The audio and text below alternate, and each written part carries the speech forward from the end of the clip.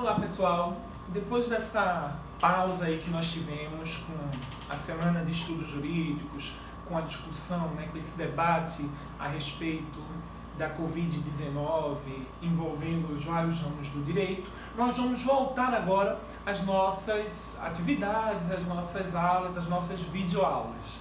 E queremos agora, especificamente em Penal 2, iniciar um novo assunto. Vamos iniciar agora o concurso de pessoas. Nós trabalhamos, depois de dosimetria da pena, o concurso de crimes, que é um assunto mais tranquilo. Ele foi, inclusive, fruto de alguns exercícios, alguns até que vocês fizeram naquele exercício de verificação de aprendizagem que vocês mandaram para o e-mail direitopenal.fasp@gmail.com, e hoje nós estamos começando esse novo assunto, que é o concurso de pessoas. Depois do concurso de crimes, que é artigo 69, 70 e 71, a gente vai agora para o concurso de pessoas, que está antes, está lá no artigo 29, no artigo 30 e no artigo 31 do Código Penal. O artigo 29, caput, parágrafo 1º e 2º, artigo 30 e 31. Então é um assunto que os dispositivos legais pertinentes são poucos, são 3. Tem também o artigo 62, que fala sobre agravantes no caso de concurso de pessoas. Eu vou querer trabalhar ele aqui, vocês tinham até me perguntado a respeito. Mas são poucos dispositivos, Parece que é um assunto do mesmo tamanho do concurso de crimes, mas não é. É um assunto maior, que tem muito mais discussões teóricas e jurisprudenciais, muito mais debates e apontamentos um tanto complexos que nós precisaremos fazer. Vocês verão.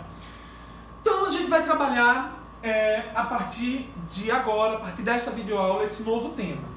Então, o que é? Primeiro a gente vai trabalhar o conceito, a natureza, as características e os requisitos do concurso de pessoas. O concurso de pessoas, pessoal, ele vai ter como conceituação a colaboração que existe entre 2 ou mais agentes para a prática de um delito ou uma contravenção penal. Tanto é possível que um agente só pratique mais do que um crime, seja em concurso formal, quando em uma ação ele pratica mais de um crime, seja em concurso material, quando são mais de uma ação e mais de um crime também, ou naquela ideia que é a ficção jurídica do crime continuado, da continuidade delitiva. Então, tanto um agente pode praticar mais do que um crime, no concurso de crimes, como é possível que mais de um agente pratique um crime ou mais de um crime. É o concurso de pessoas. Então é a colaboração de 2 ou mais agentes para a prática de um crime ou de uma contravenção penal.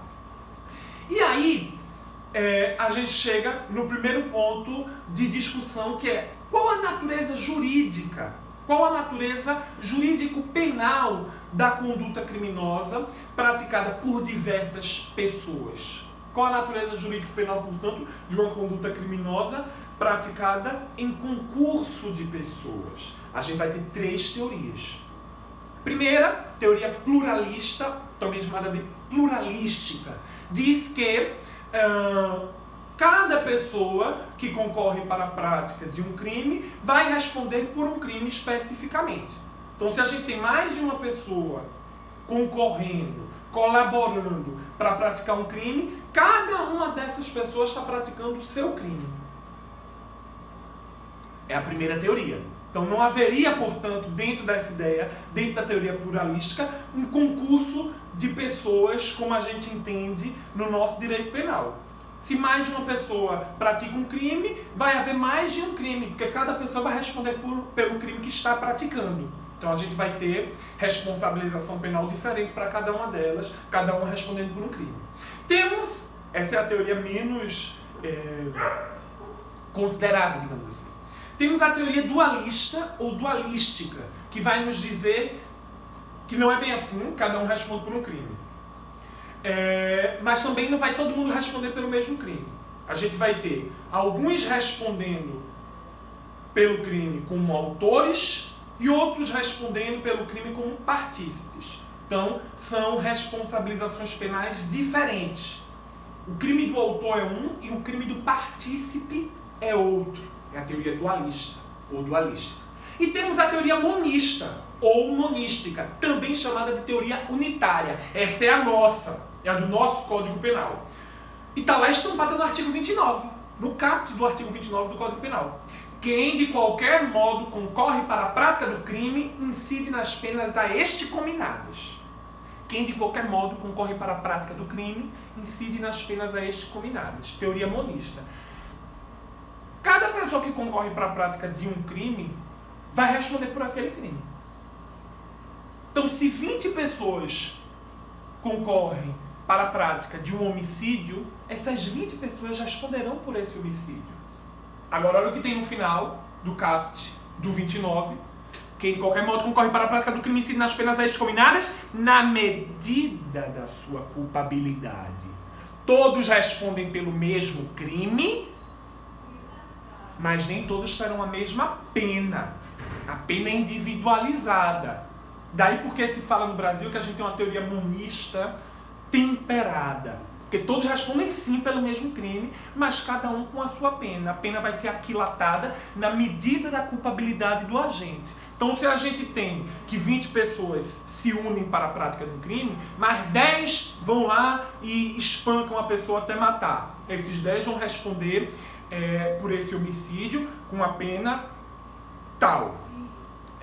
Aqui vai ser um homicídio qualificado, pena de 12 a 30 anos. Então, eles vão ter uma pena aqui mais alta. Já se as outras 10 pessoas não espancaram, elas só ajudaram, por exemplo, emprestando o soco inglês para os outros agentes espancarem, um outro ficou vigiando, enfim, a gente pode ter que essas outras pessoas vão ter sua pena diminuída. Pelo quê? Pela participação. Se a participação é de menor importância, a gente tem uma diminuição dessa pena. Está no artigo 29 também, e a gente vai falar com mais vagar sobre isso. Mas no parágrafo 1º do 29 se a participação for de menor importância, a pena pode ser diminuída de 1/6 a 1/3. Então a gente vai ter uma diminuição de pena. Mas aqui não é a mesma coisa da teoria dualista. O camarada que foi partícipe do homicídio, ele não pratica um crime diferente.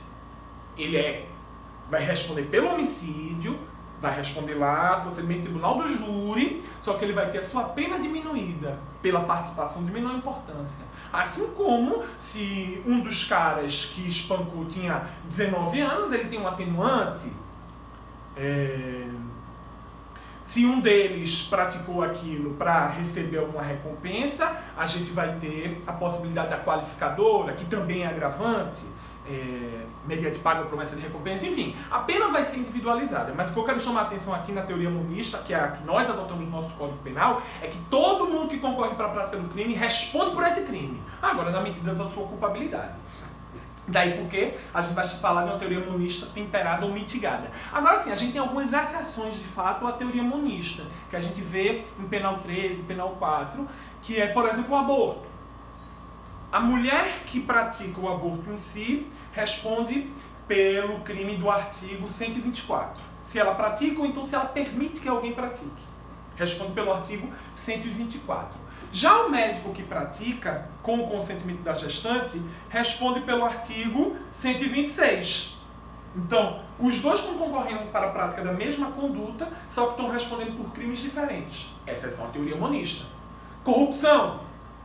O agente particular que oferece a propina, a vantagem devida, para o agente público, e esse agente recebe a vantagem devida, os dois estão concorrendo para a prática da mesma conduta delituosa. Só que o agente público responde pela corrupção passiva, do 317, e o particular responde pela corrupção ativa do 333. Então, estão concorrendo para a mesma conduta, mas estão respondendo por crimes diferentes. Essas são exceções à teoria monista. O grosso, a regra geral, é que todos que concorrem para a prática da mesma conduta incidem nas penas a este, combinadas. Então, 10 pessoas se juntaram para praticar um roubo, um assalto a um banco, todos vão responder pelo mesmo crime, pelo crime de roubo, pelo artigo 157. Todos respondem pelo mesmo crime. Se alguém teve a participação de menor importância, a gente tem a possibilidade de reduzir a pena. Mas está todo mundo respondendo pelo mesmo crime. Então é a teoria monista, é a teoria que nós adotamos, está lá estampada no artigo 29 do Código Penal. Quem de qualquer modo concorre para a prática do crime incide nas penas a este combinadas. Então todo mundo responde pelo mesmo crime. Só que na medida da sua culpabilidade, porque a gente vai ter a individualização da pena de cada um. E aí a gente tem mais para apontar que o concurso de pessoas ele pode ser basicamente de duas espécies, pessoal. Pode ser um concurso de pessoas eventual, é a maioria dos casos até. Por exemplo, no roubo, no furto, o concurso de pessoas é eventual. O roubo e o furto podem ser praticados por um agente isolado ou podem ser praticados por mais de um agente em concurso. Inclusive, o furto praticado em concurso de pessoas é um furto qualificado. O roubo praticado em concurso de pessoas é um roubo majorado, mas trata-se de concurso eventual. Não é necessário que o concurso de pessoas ocorra para que esses crimes se consumem. É o caso do furto, é o caso do roubo, é o caso do homicídio, é o caso da maioria dos crimes. Mas também tem os crimes de concurso necessário. São aqueles crimes que só se consumam quando há o concurso de pessoas. E aí, a gente pode ter que o concurso de pessoas se dê através de condutas paralelas, por exemplo. Concurso de pessoas necessário através de condutas paralelas. Exemplo, associação criminosa, artigo 288 do Código Penal. Associarem-se 3 ou mais pessoas com o fim de praticar crimes. Então, 3 pessoas se unem, se programam para praticar crimes. Para, por exemplo, explorar, digamos aqui,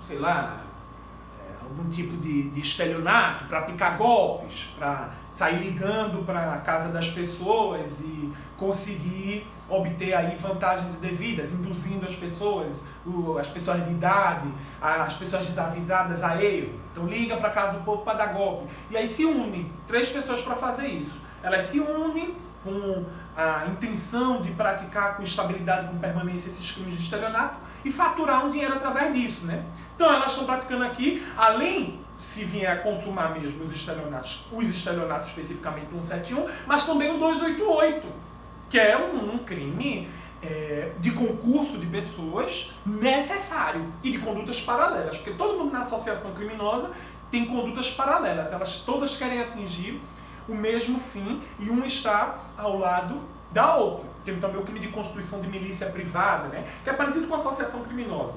O constituição de milícia privada está no 288A, quando se unem as pessoas para formar milícia. A milícia mesmo, que a gente tem ouvido falar tanto ultimamente, para prestar serviço de segurança paralelamente ao Estado e outras coisas, né? A milícia normalmente ela acaba achacando,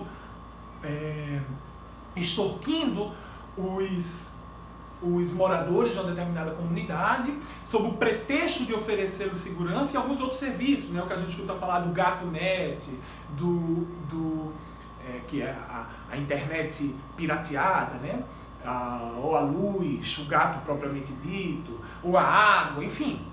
Então pode ter uma multiplicidade de outros delitos aí envolvidos e o próprio delito de constituição de milícia privada, que é um delito de concurso necessário. Temos ainda o concurso de pessoas necessário, que envolve condutas convergentes, é o caso da bigamia, que todo mundo já ouviu falar, ou que envolve condutas contrapostas, é o caso da rixa, que é aquele tumulto, aquela briga generalizada, está no 137, a bigamia está no 231 do Código Penal. Bigamia no 231, no 235, decorar os tipos penais todos da lista. Bigamia no 235 e a rixa, feito eu falei, no 137. Enfim, só para mostrar para vocês os exemplos de crimes que envolvem concurso de pessoas necessário. Quais são os requisitos, portanto, senhoras e senhores, do concurso de pessoas? Primeiro, é o óbvio, pluralidade de agentes. É necessário para o concurso de pessoas que a gente tenha mais de uma pessoa colaborando para o ato criminoso. Veja, quando eu dei o exemplo da associação criminosa, não pode ser apenas mais de uma. tem que ser mais de 2. Tem que ser 3 ou mais. Associarem 3 ou mais pessoas com o fim de praticar crimes. Mas, não necessariamente vão ter que ser 3 para todos os crimes que envolvam concurso de pessoas. No furto mesmo, se pratica o furto 2 pessoas, a gente tem um furto qualificado pelo concurso de agentes, pelo concurso de pessoas. Tá lá no 155, se vocês abrirem aí, ó, lá no artigo 155, parágrafo 4º, inciso 4º. A pena de reclusão de 2 a 8 anos e multa para o furto se ele é cometido, inciso 4º do parágrafo 4º, mediante concurso de 2 ou mais pessoas. Então, a pluralidade de agente vai ser necessário para a gente considerar aqui o concurso de pessoas. Vou voltar essa pluralidade de agentes daqui a pouco. Guardem ela. Vamos acabar esse slide, porque no próximo eu quero voltar à pluralidade de agentes. Relevância causal da colaboração.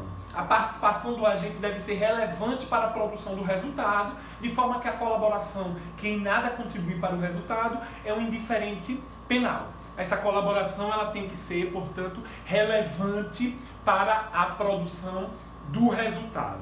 Então, por exemplo, se a gente tem um homicídio e Tício quer matar Agripina, conversa sobre isso com Mévio e Mévio lhe empresta uma faca para ele matar Agripina.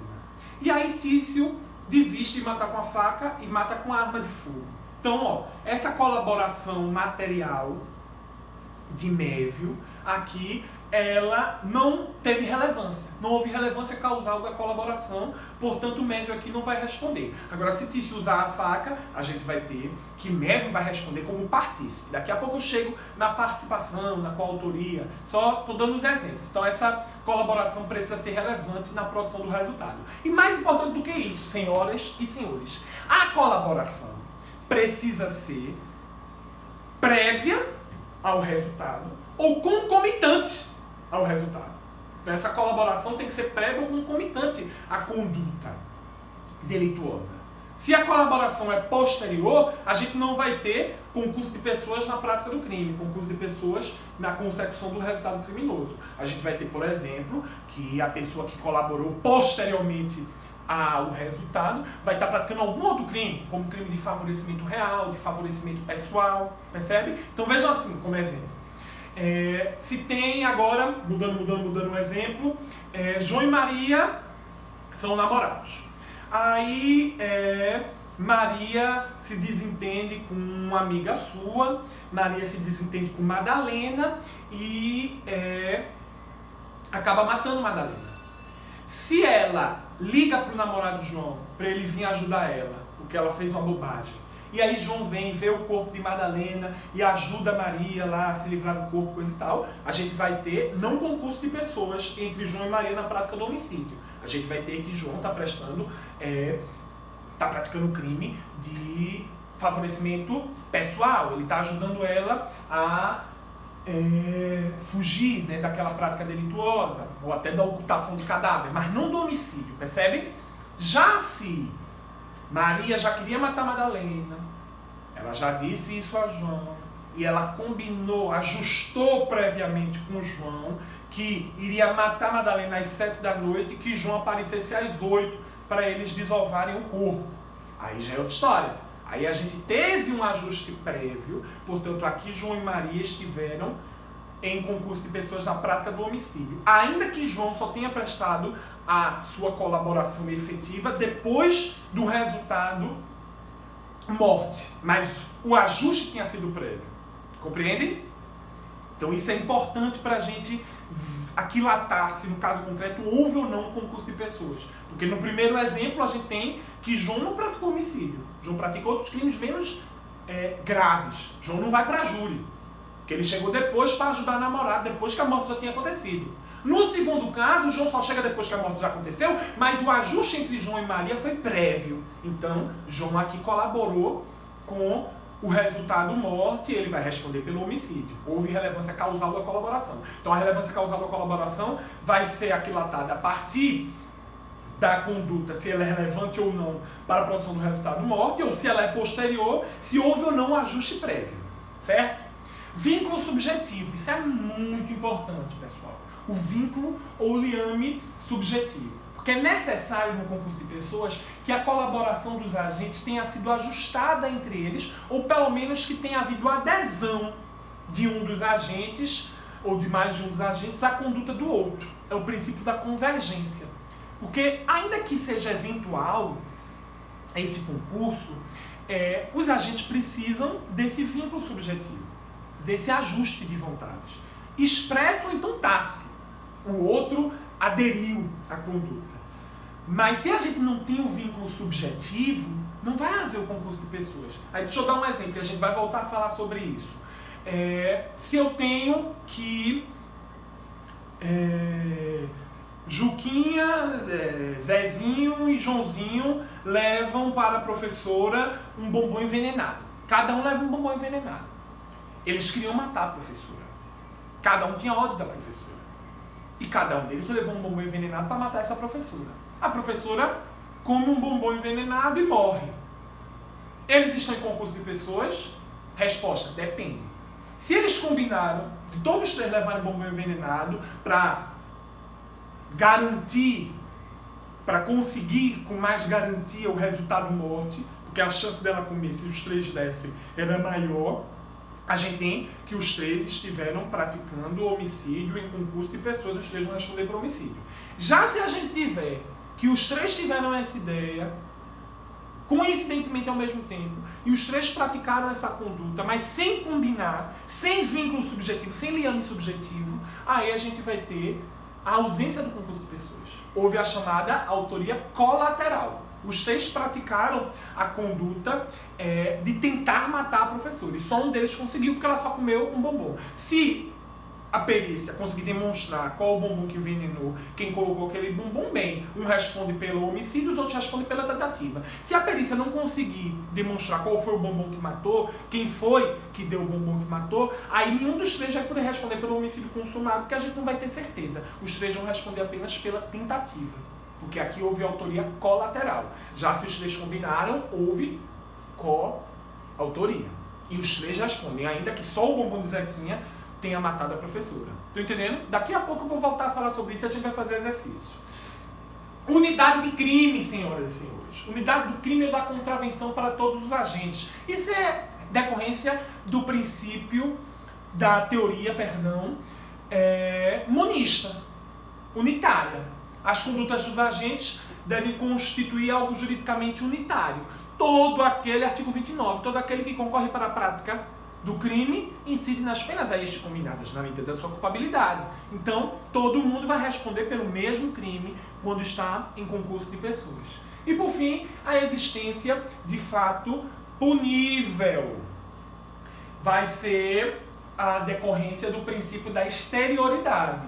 Vai ser necessário que o fato praticado pelos agentes seja punível, o que, de um modo geral, exige que o fato represente ao menos o crime na sua forma tentada. Porque se ficar apenas no plano de cogitácio, da cogitação, no plano psicológico dos autores, a gente não vai ter crime. O crime precisa se exteriorizar. Então, a cogitácio não é punível, os atos preparatórios também, via de regra, não são puníveis, só os atos executórios passam a ser puníveis. E se eles não chegam ao fim ou não chegam ao resultado, vai ser o crime na sua forma tentada. Lembra que a gente viu isso? Então, o crime tem que ser pelo menos tentado para que a gente consiga trazer a possibilidade do concurso de pessoas. E é precisamente o que está no artigo 31.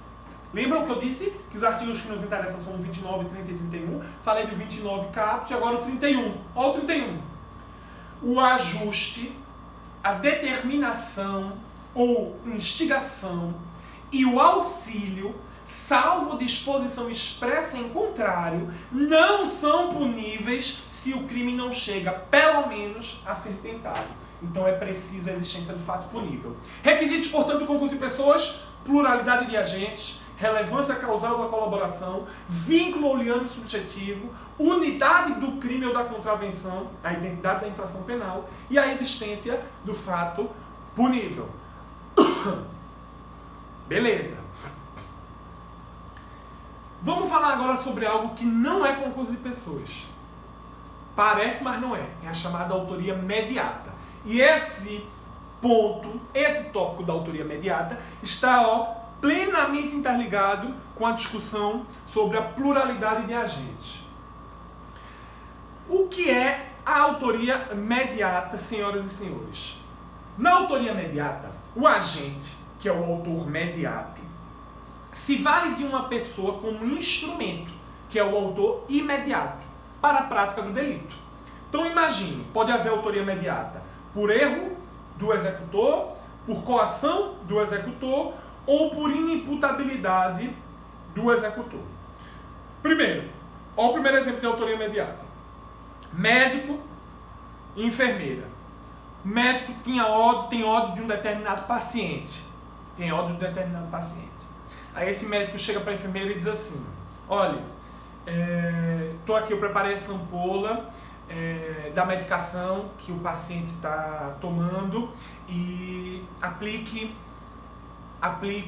diretamente, faça uma aplicação intravenosa porque ele apresentou uma piora do quadro. Qualquer coisa que o vale. Então ele inventou toda essa história, deu para a enfermeira aplicar, ela está fazendo o trabalho dela, aplicou.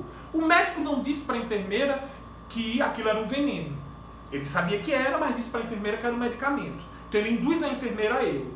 A enfermeira aplica o medicamento, mata o paciente. A enfermeira, de fato, é a autora imediata aqui na lógica. É a executora. Mas ela é autora desse crime? Não, ela está em erro de tipo, excusável. Erro de tipo, erro sobre elemento constitutivo do tipo, erro de tipo essencial, excusável, desculpável, invencível. Não tinha como ela saber que aquilo era veneno. Então ela não pratica crime algum. E o médico? Não foi o autor imediato, porque não é ele que pratica a conduta que mata diretamente, mas ele é o autor mediato. É um caso de autoria mediata. Ele usou a enfermeira como seu instrumento. Isso aqui é concurso de pessoas? Claro que não. O médico responde como autor do crime de homicídio, ponto final. A enfermeira não responde por crime algum. Aqui no caso está em erro de tipo excusável, desculpável, invencível. Autoria mediata. O médico é o autor mediato do crime de homicídio. Temos também uma hipótese de autoria mediata por coação do executor. Pensa o mesmo exemplo, mas agora o médico diz assim, tá vendo isso aqui? Enfermeira, isso aqui é uma ampola de veneno. Você vai aplicar no paciente para matá-lo. Sabe por que você vai aplicar? Porque seu filho tá na sua casa e eu tenho gente lá com ele para acabar com a vida dele, caso você não faça o que eu estou mandando. Olha o que aconteceu aqui. O médico coagiu a enfermeira. Trata-se de coação moral irresistível. A coação moral irresistível nos traz a inexigibilidade de conduta diversa, que é causa que exclui a culpabilidade. Mais uma vez, a enfermeira não praticou crime algum, não há culpabilidade, inexigibilidade de conduta diversa, coação moral irresistível. Se não há culpabilidade, não há crime, a enfermeira não pratica crime algum. Mas o médico, claro que pratica, é autor mediato do crime de homicídio, já que ele coagiu a enfermeira a praticar esse crime. E ainda vai ter aqui, claro, a agravante lá do artigo 62, que mais pra frente eu falo sobre ela. E por fim temos a hipótese de autoria mediata por inimputabilidade do agente. Repara, se Tício, nossos amigos Tício e Mévio, Tício tem ódio de Mévio. Tem ódio de Mévio, mas não quer matar Mévio diretamente. Quer tentar se evadir da aplicação da lei penal, quer tentar não ser o culpado pela morte de Mévio. Aí Tício pega Joãozinho, uma criança, uma bestalhadinha, de 7 anos de idade, e diz assim: Joãozinho, tá vendo essa arminha aqui, Tá vendo essa arminha que tio Tício tem? Aqui é uma arminha de brinquedo, ela parece verdade, mas é de brinquedo. Aí você vai dar um susto em tio Mévio, vai levar essa arma, vai apontar para tio Mévio e vai puxar o gatilho para ele levar um susto. Aí a criança segue toda a sugestão de brincadeira do Tício. A criança vai, dispara a arma de fogo contra Mévio, Mévio morre. O que é que essa criança foi? instrumento nas mãos de Tício. Tício foi o autor mediato que usou a criança como longa-manos, como instrumento para atingir o seu objetivo, que era matar Mévio. Tício, então, é o autor mediato desse crime de homicídio aqui no nosso exemplo. Agora, tem uma coisa importante nesse caso de inimputabilidade do agente. A criança é inimputável. Todo mundo sabe que é inimputável. E coube muito bem aqui dentro desse nosso exemplo. Mas se a gente pensasse em outra circunstância, vê só. Mesmo exemplo, se fosse Tício chama Joãozinho e diz assim: ó, Joãozinho, pega ali, vai ali dentro daquele supermercado e traz pro tio tudo que tiver ali naquela prateleira de eletrodomésticos. Tá vendo aquele negócio de liquidificador, batedeira? Pronto. Aí o menino vai e traz tudinho, ninguém nem dá conta de que a criança estava levando. Mais uma vez, Tício é o autor mediato, usou a criança como instrumento para a prática do crime de furto. Mas se fosse Tício, que chama agora Caio, de 17 anos. Tício, maior, chama Caio, menor, de 17 anos. A criança é inimputável, é. Caio também é inimputável, é. Embora Caio responda perante a Justiça Infanto-Juvenil, Estatuto da Criança e Adolescente, está sujeito à medida socioeducativa, né? Aqui a gente vai chamar o ECA, o Estatuto da Criança e Adolescente, a Lei 8.069 de 1990. Mas Caio é inimputável, penalmente inimputável. 17 anos ele não responde na justiça criminal. O fato dele ser penalmente inimputável impede o concurso de pessoas, impede, digamos, o concurso próprio. Mas aqui a gente vai ter o chamado concurso impróprio ou concurso aparente de pessoas. Por quê? No caso que está Tício e Caio, Caio com 17 anos, Tício maior, e Tício pede para Caio praticar o furto ou o assalto. Os dois vão estar praticando o crime do 155 se for furto ou do 157 se for roubo. Inclusive no caso do roubo, majorado pelo concurso de agentes, e no caso do furto, qualificado pelo concurso de agentes. E o de maior vai estar inclusive praticando o crime de corrupção de menor do artigo 244 do ECA. Mas aqui a gente vai ter a aplicação das regras do concurso de pessoas. Vai haver para o direito penal a aplicação da majorante no roubo ou da qualificadora no furto. Embora Caio seja penalmente inimputável.